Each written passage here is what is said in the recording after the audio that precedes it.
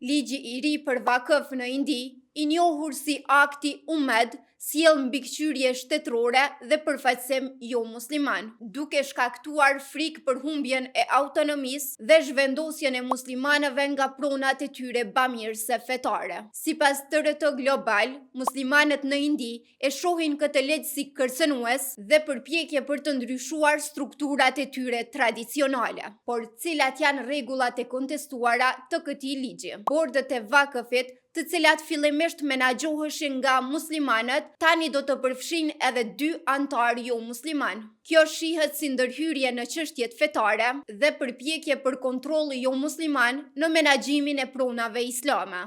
Më parë kërkohej që CEO I bordit të ishte musliman, ndërsa tani kjo gjë është jo e detyrueshme. Shteti merr më shumë kompetenca për të sekuestruar, kontrolluar dhe verifikuar prona që I përkasin vakëfit. Për afro 200 milion musliman të Indis, ky ligj ka shkaktuar protesta, sfida ligjore dhe ndjesi të re të cenueshmërisë. Ky projekt ligj me 288 vota pro, 238 vota kundër, më pas u riemrua si akti për menaxhim, fuqizim, efikasitet dhe zhvillim të unifikuar, ose shkurt UMED, shpresë. Kryeministri Neranda Modi e përshkroi atë si një moment historik, duke pretenduar se sjell efikasitet dhe transparencë në institucionet fetare e bamirëse.